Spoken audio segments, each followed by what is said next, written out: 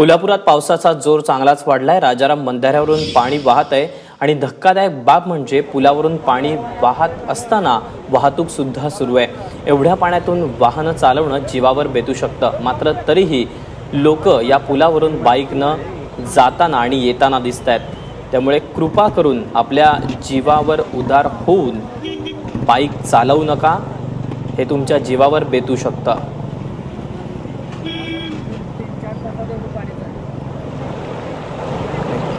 एकीकडे कोल्हापुरात गेल्या 15 दिवसात पावसानं दडी मारली होती, मात्र गेल्या 2 दिवसांपासून पावसानं जोर कायम ठेवलेला आहे।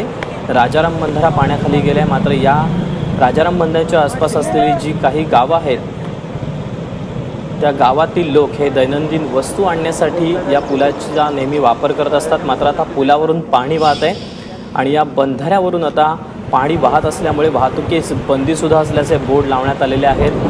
मात्र तरीसुद्धा काही अति उत्साही जे आहेत ते या ठिकाणाहून ये जा करतायत। हे तुमच्या जीवावर बेतू शकतं, त्यामुळे कृपा करून जीवावर बेतणारं धाडस करू नका।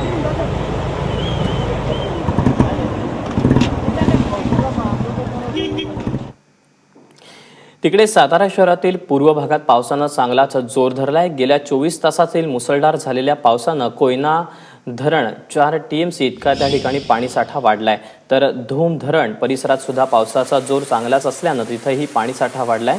पावसाच्या विलंबानं चिंताग्रस्त झालेल्या शेतकऱ्याला यामुळे दिलासा मिळालाय।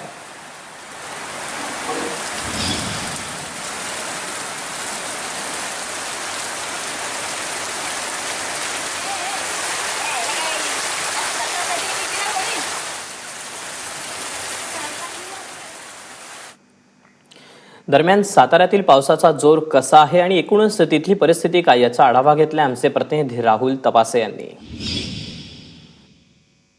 पावसानं सध्या उघडीप दिली असली तरी गेल्या 24 तासामध्ये मात्र साताऱ्यातल्या पूर्व भागात खूप चांगल्या पद्धतीचा पाऊस कोसळल्याचं दिसून येत आहे। साताऱ्यातले जे काही धरण आहे, धोम धरण असेल किंवा कोयना धरण असेल, या भागात चांगल्या पद्धतीचं झालेल्या पावसामुळं कोयना धरणामध्ये तब्बल 4 TMC पाणीसाठा इतका गेल्या 24 तासामध्ये वाढल्याचं दिसून आलेलं आहे। कोयना धरणाच्या परिसरात असलेला जो काही नवजा आहे, नवजाच्या परिसरात 222 मिलीमीटर इतका पाऊस गेल्या 24 तासामध्ये झाला। त्याचबरोबर कोयना धरणाच्या परिसरामध्ये 200 मिलीमीटर इतका पाऊस झालेला आहे। मात्र महाबळेश्वरमध्ये जरा थोडासा कमी वाटत असला तरी तो बऱ्यापैकीच म्हणावं लागणार, तिथे 100 मिलीमीटर इतका पावसाची नोंद झाल्याचं दिसून आलेलं आहे। हा जो झालेला पाऊस आहे तो खरोखरच एक चांगल्या पद्धतीनंच मानावं लागणार आहे। सध्या आता पूर्व भागातल्या शेतकऱ्यांमध्ये समाधानाचं वातावरण दिसत असलं तरी मात्र पश्चिम भागामध्ये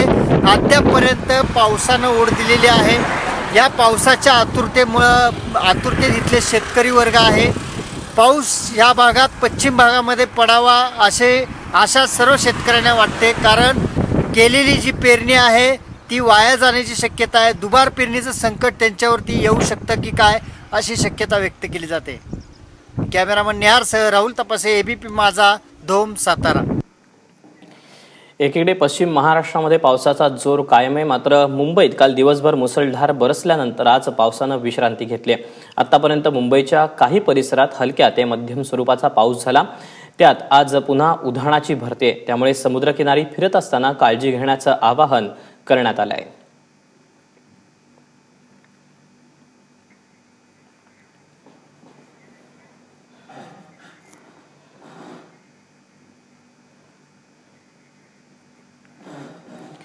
दरम्यान मुंबईतल्या आजच्या परिस्थितीचा आढावा घेतलाय आमची प्रतिनिधी मनश्री पाठकनं।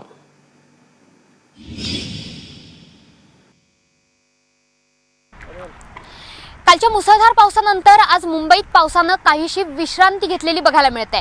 मुंबई शहर आणि उपनगरांमध्ये सकाळी हलक्या स्वरूपाचा पाऊस झाला, मात्र त्यानंतर पावसानं आता पूर्णतः विश्रांती घेतलेली आहे। सध्या जर आपण चित्र बघितलं तर आभाळात काळे ढग दाटून आलेले आपल्याला दिसतील, मात्र येत्या 24 तासांमध्ये हलक्या ते मध्यम स्वरूपाचा पाऊस होऊ शकतो असा अंदाज हवामान विभागाकडून नोंदवण्यात आलेला आहे।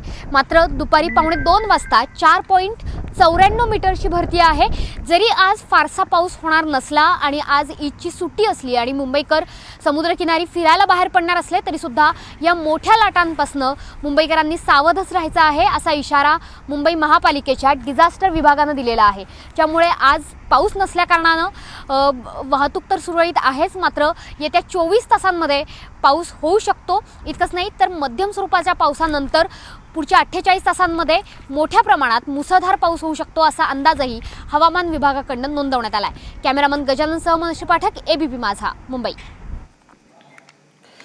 तर तिकडे गडचिरोलीमध्ये आज मुसळधार पावसानं हजेरी लावली। राज्यात सर्वत्र पावसाची हजेरी लागूनही गेले कित्येक दिवस गडचिरोलीमध्ये पावसानं गैरहजेरी लावली होती। त्यामुळे बळीराजाही चिंताग्रस्त होता। मात्र आज सकाळपासूनच पावसानं दमदार हजेरी लावल्यानं शेतकऱ्यांसोबतच सर्वसामान्यांना सुद्धा दिलासा मिळालाय। जिल्ह्यात पेरणीच्या कामांनीही आता वेग घेतलाय।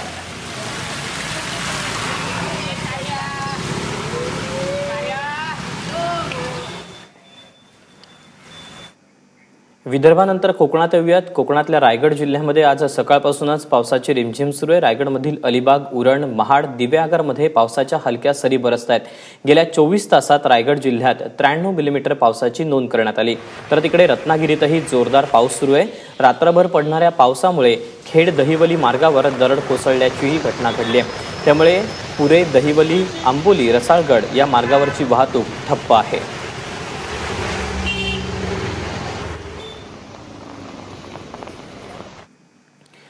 रायगड जिल्ह्यातील माणगाव तालुक्यातील देवकुंड नजीकच्या नदीपात्रात अडकलेल्या 50 ते 55 पर्यटकांची सुखरूप सुटका करण्यात आली। पावसानं सकाळपासून रायगड जिल्ह्यातील अनेक भागात दमदार हजेरी लावली।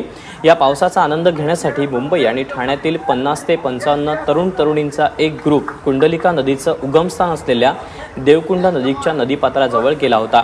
मात्र यावेळी नदीकडच्या दुसऱ्या भागात हे सर्व पर्यटक अडकले होते।